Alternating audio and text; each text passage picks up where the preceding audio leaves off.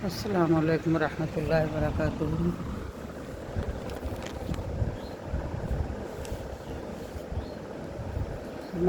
عصر کی نماز کے بعد ہم تھوڑی سی حدیث روزانہ پڑھیں گے۔ بسم اللہ الرحمن الرحیم۔ درود شریف اللہم صلی علی محمد وعلی آل محمد کما صلیت علی ابراہیم وعلی آل ابراہیم انک حمید مجید۔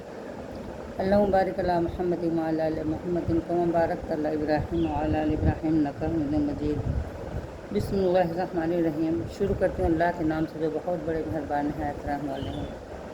حضرت عمر رضی اللہ کا قصہ۔ حضرت عمر رضی اللہ جن کے پاک نام پر آج مسلمانوں کو فخر ہے اور جن کے جوش ایمانی سے آج 1300 برس بعد تک کافروں کے دل میں خوف ہے، اسلام لانے سے قبل مسلمانوں کے مقابلہ اور تکلیف پہنچانے میں بھی ممتاز تھے۔ نبی کریم صلی اللہ علیہ وسلم کے قتل کے در پہ رہتے تھے۔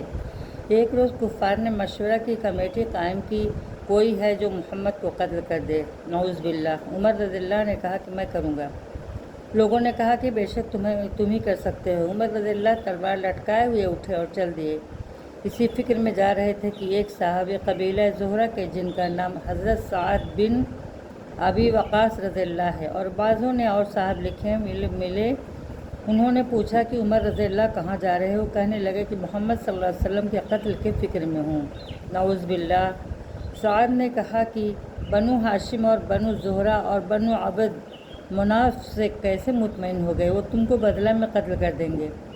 اس جواب پر بگڑ گئے اور کہنے لگے کہ معلوم ہوتا ہے تو بھی بے دین یعنی مسلمان ہو گیا، لا پہلے تجھی کو نپٹا دوں۔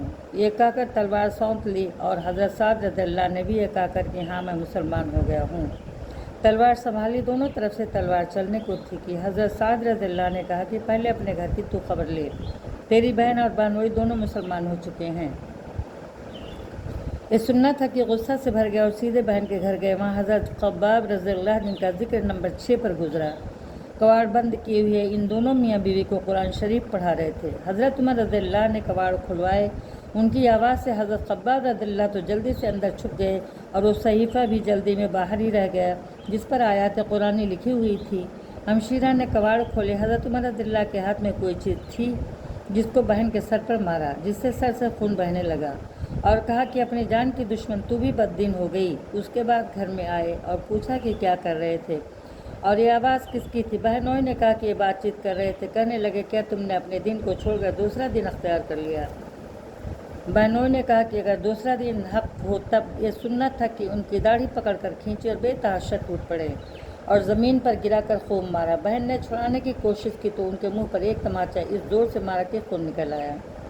وہ بھی آخر عمر رضی اللہ ہی کی بہن تھیں۔ کہنے لگیں کہ عمر رضی اللہ ہم کو اس وجہ سے مارا جاتا ہے کہ ہم مسلمان ہو گئے۔ بے شک ہم مسلمان ہو گئے ہیں، جو تجھ سے ہو سکے تو کر لے۔ اس کے بعد حضرت عمر رضی اللہ کی نگاہ اس صحیفہ پر پڑی جو جلدی میں باہر رہ گیا تھا اور غصہ کا جوش بھی مار پیٹ سے کم ہو گیا تھا۔ بہن کے اس طرح خون بھر جانے سے شرم سی بھی آ رہی تھی۔ کہنے لگے کہ اچھا مجھے دکھلاؤ کیا ہے؟ بہن نے کہا کہ تو ناپاک ہے اور اس کو ناپاک ہاتھ میں نہیں لگا سکتے۔ ہر چند اصرار کیا مگر وہ بے وضو اور غسل دینے کو تیار نہ ہوئیں۔ حضرت عمر رضی اللہ نے غسل کیا اور اس کو لے کر پڑھا۔ اس میں سورہ طٰہٰ لکھی ہوئی تھی، اس کو پڑھنا شروع کیا اور اننی انا اللہ لا الہ الا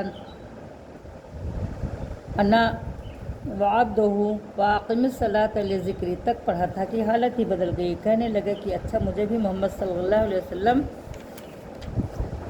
خدمت میں لے چلے۔ یہ الفاظ سن کر حضرت خباب رضی اللہ اندر سے نکل اور کہا کہ اے عمر، تمہیں خوشخبری دیتا ہوں کہ کل شب پنجشنبہ میں حضور اقدس صلی اللہ علیہ وسلم نے دعا مانگی تھی کہ یا اللہ عمر ابو جہل میں جو تجھے پسند ہو اس سے اسلام کو قوت عطا فرما۔ یہ دونوں قوت میں مشہور تھے۔ معلوم ہوتا ہے کہ حضور کی دعا تمہارے حق میں قبول ہو گئی۔ اس کے بعد حضور صلی اللہ علیہ وسلم کی خدمت میں حاضر ہوئے اور جمعہ کی صبح کو مسلمان ہوئے۔ ان کا مسلمان ہونا تھا کہ کفار کے حوصلے پست ہونا شروع ہو گئے۔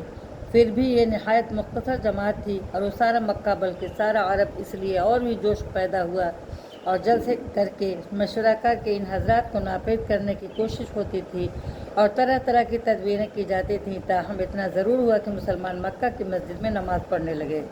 حضرت عبداللہ بن مسعود رضی اللہ فرماتے ہیں کہ عمر رضی اللہ کا اسلام لانا مسلمانوں کی فتح تھی اور ان کی ہجرت مسلمانوں کی مدد تھی، ان کی خلافت رحمت تھی۔ السلام علیکم ورحمۃ اللہ وبرکاتہ۔